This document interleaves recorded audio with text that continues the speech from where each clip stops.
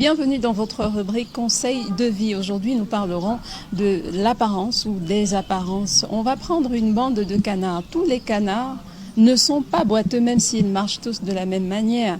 Si on prend une forêt, la vue de haut ne nous permet pas de distinguer la taille ni la catégorie des arbres. On a juste la verdure. Donc, la vue extérieure, superficielle et donc charnelle ne nous permet pas de savoir quel est l'esprit ou l'âme d'une personne ou alors d'une situation. Pour revenir à la bande de canards, un canard pourrait boiter parce que bien sûr c'est sa démarche naturelle, il est né comme ça.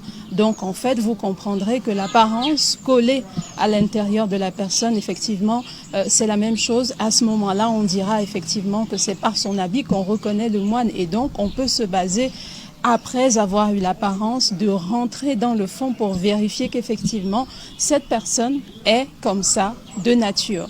Une autre personne ou un autre canard, pour revenir à notre bande des canards, un autre canard pourrait boiter mais juste parce qu'il a eu un croche-pied ou alors il s'est pris la patte dans un fil ou sur un clou.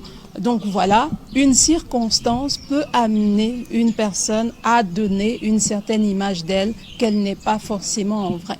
Il faut donc savoir aller au-delà des apparences, ne pas se fier à ce qui est vu de l'extérieur. Et donc la leçon à retenir, c'est cela. Il faut apprendre à connaître les gens, les personnes, les situations. Il faut chercher à aller au-delà de l'apparence, de ce qu'on a vu pour la première fois. La première impression, même si on dit qu'elle est toujours la bonne, il faut toujours essayer d'aller au-delà. Ne pas se fier aux apparences. Et n'oubliez pas, les apparences ne sont pas toujours incorrect. On peut avoir une apparence correcte mais être au fond incorrecte. Donc il faut se rassurer que l'apparence et le fond de la personne, de la chose ou de la situation concordent. Ne pas juger sans avoir analysé. Bonne journée à tous et à demain pour un nouveau numéro de Conseil de vie.